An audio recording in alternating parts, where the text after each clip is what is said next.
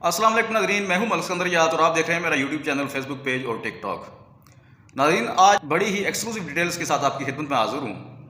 और इससे पहले अगर वो हमारे चैनल पर नए हैं तो चैनल को सब्सक्राइब कर दीजिए और बेल बटन को भी प्रेस कर दीजिए ताकि हमारी वीडियोज़ बर वक्त आप तक पहुँच सकें। नाज़रीन, आज की पहली खबर यह है कि पाकिस्तान तहरीक इंसाफ के मरकज़ी रहनुमा और अपोजिशन लीडर उमर अयूब साहब ने कहा है कि बुशरा बीबी की ज़मानत कन्फर्म हो गई है, लेकिन आज उनकी रिहाई मुमकिन नहीं हो सकी। बदकिस्मती से ट्रायल जज कुर्सी पर मौजूद नहीं थे। उन्होंने मजीद कहा कि बुशरा बीबी एक घरेलू खातून हैं, उनके खिलाफ ये जो केसेस हैं ये सब झूठे हैं। तो नाज़रीन, बुशरा बीबी की जो ज़मानत है वो कन्फर्म हो गई है, लेकिन उसमें कुछ कानूनी मामलात हैं जो मुकम्मल करने वाले हैं, जैसा कि मुचलके हो गए वो जमा करवाने हैं उन्होंने, उसके बाद उनकी ज़मानत हो जाएगी।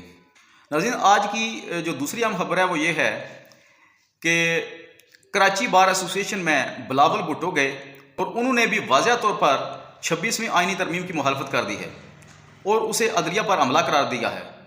Lahore high court bar, KPK बार, बलोचिस्तान बार, सिंध बार, चारों सूबों से मुश्तरका तौर पर इस 26वीं आईनी तरमीम पर शदीद रद्दअमल आना शुरू हो गया है। इस शदीद रद्दअमल के बाद अब बाकायदा पिटीशन भी दायर हो गई है।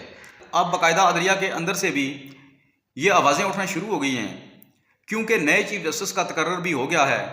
नए चीफ जस्टिस के तकर्रर के साथ ही पुराने चीफ जस्टिस की अलविदाई तकरीब के बाद आपको ये नज़र आएगा कि फौरी तौर पर इस 26वीं आईनी तरमीम के खात्मे की कोशिशें इतनी तेज़ी से शुरू हो जाएंगी कि आप तसव्वुर भी नहीं कर सकते। कई अहम तरीन ज़राए इस बात का इंकशाफ कर रहे हैं कि ये बात वकला के अंदर बड़ी तेज़ी से गर्दिश कर रही है।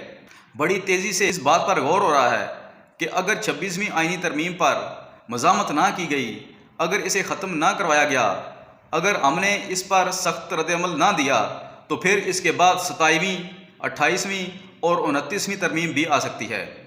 नाज़रीन, जस्टिस यहिया अफरीदी साहब चीफ जस्टिस बनने से पहले ही, बल्कि अपने ओहदे का हल्फ लेने से पहले ही कंट्रोवर्शियल हो गए हैं। बहुत सारे सवालात उठ रहे हैं। एक तरफ सुप्रीम कोर्ट में जजेस की धड़ाधड़ मुलाकातें हो रही हैं और दूसरी तरफ 2 जजेस के खिलाफ शिकायत भी आज पहुंची है। उनके गिरद घेरा तंग हो रहा है। पहले एक आईनी तरमीम को लाया गया, अब इसके बाद जस्टिस यहिया अफरीदी साहब को इसकी रोशनी में चीफ जस्टिस बनाया गया। यानी सवालात ज़्यादा उठ रहे हैं। सुप्रीम कोर्ट के अंदर क्या चल रहा है, आपके सामने तमाम तफसीलात रखते हैं। इत्तला तहरीक का ऐलान कर चुके हैं। कुछ वकला सवालात भी उठा रहे हैं कि ये सब कुछ कैसे हो गया, क्या वजह है कि आईनी तरमीम लाकर जस्टिस मंसूर अली शाह साहब का रास्ता रोककर जस्टिस यहिया अफरीदी साहब को क्यों चुना गया। इस सारे प्रोसेस में कहीं जस्टिस यहिया अफरीदी साहब ऑन बोर्ड तो नहीं थे। ये सवाल बहुत आम है और वो यही सवाल है, जस्टिस यहिया अफरीदी साहब का जो वजूद है, जो उनकी एग्जिस्टेंस है, इसको बहुत ज़्यादा कंट्रोवर्शियल कर दिया गया है। इसकी कुछ डिटेल्स आपके सामने रखते हैं। एक तो मुस्तफ़ा नवाज़ खोखर साहब ने जो बात आज की है, इस तरह की बातें तकरीबन तमाम वकील कर रहे हैं। उन्होंने कहा कि इस बात पर तो अभी कोई शक ही नहीं रह गया कि आईनी तरमीम का वाहिद मकसद जस्टिस मंसूर अली शाह साहब को चीफ जस्टिस बनने से रोकना था और अदलिया पर कंट्रोल हासिल करना था। तो सवाल ये पैदा होता है कि जस्टिस यहिया अफरीदी को चीफ जस्टिस बनाकर क्या अदलिया पर कंट्रोल हासिल कर लिया गया है? क्या वजह है कि इनको तीसरे नंबर से उठाकर चीफ जस्टिस बनाया गया? ये इनका कंडक्ट साबित करेगा। अगले कुछ दिनों में पिक्चर सामने आ जाएगी। फवाद चौधरी साहब इस सिलसिले में क्या कहते हैं? नाज़रीन, वो कहते हैं कि जस्टिस यहिया अफरीदी साहब की पहले डिग्री चेक कर लें कि वो जेली तो नहीं कहीं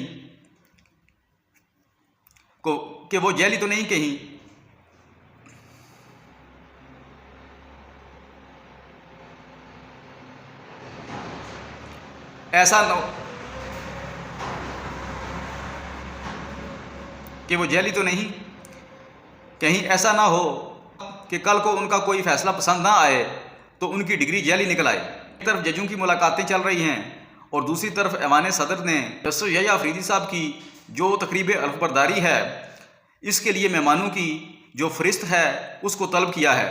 और आज एक शिकायत भी दर्ज हुई है जस्टिस अमीनुद्दीन खान और जस्टिस नईम अख्तर अफगान के ख़िलाफ़। सुप्रीम जुडिशल कौंसिल में ये शिकायत दर्ज हुई है और इसमें कहा गया है कि दोनों जजों ने मिसकंडक्ट किया है, दोनों जजों ने अपने ओहदे की, अपने हलफ की खिलाफ वर्जी की है और दोनों के खिलाफ article 209 supreme judicial council rule के तहत कार्रवाई करते हुए इन दोनों को ओहदों से बर्तरफ किया जाए।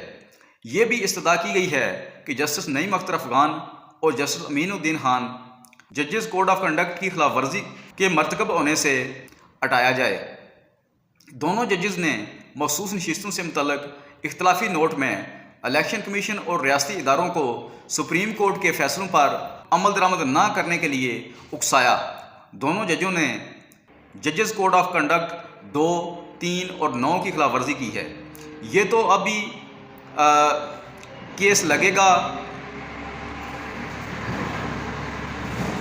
ये तो भी इस केस को टेकअप किया जाएगा या नहीं, ये तो चीफ जस्टिस जो नए हैं याह्या अफरीदी साहब वही कर सकते हैं। ये तो अब जो चीफ जस्टिस याह्या अफरीदी साहब हैं उन्होंने फैसला करना है। और ये भी पता चला है कि जजेस की मुलाकातें भी हो रही हैं। जस्टिस काजी फाइज ईसा साहब ने आज दिन में 2 मुलाकातें जस्टिस याह्या अफरीदी साहब से की हैं और इसके बाद उन्होंने ये फैसला भी किया कि जस्टिस याह्या अफरीदी जो हैं वो काजी की आखिरी रसूमात में जो फुल कोर्ट होगा उसमें खिताब भी करेंगे। दूसरी तरफ जो नामजद चीफ जस्टिस हैं याह्या अफरीदी साहब, उनसे मुलाकात की है अटॉर्नी जनरल ने, हुकूमती नुमाइंदे अटॉर्नी जनरल मंसूर अवान साहब ने, और उन्होंने जस्टिस याह्या अफरीदी साहब को मुबारकबाद भी दी है और जस्टिस याह्या अफरीदी साहब ने उनका शुक्रिया भी अदा किया है और दोनों के दरमियान अदालती अमूर पर तबादला ख्याल किया गया है। और बताया जा रहा है कि जस्टिस याह्या अफरीदी साहब ने इस ऑफ़र को कबूल कर लिया है और उन्होंने as a chief justice act करना भी शुरू कर दिया है। नाज़रीन, सुप्रीम कोर्ट के अंदर तो ये बात भी चल रही है कि जो जजेस जस्टिस याह्या अफरीदी साहब से सीनियर थे उन्होंने उनको कायल किया है कि आप चीफ जस्टिस बन जाएं।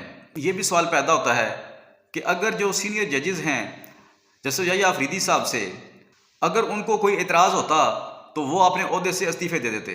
तो नाज़रीन, ये थी कोई अब तक की अपडेट्स। मज़ीद अपडेट्स के लिए देखते रहिए हमारा चैनल। अब इजाज़त चाहता हूँ। कमेंट सेक्शन में अपनी राय ज़रूर दीजिएगा। Thanks for watching. अल्लाह हाफ़िज़।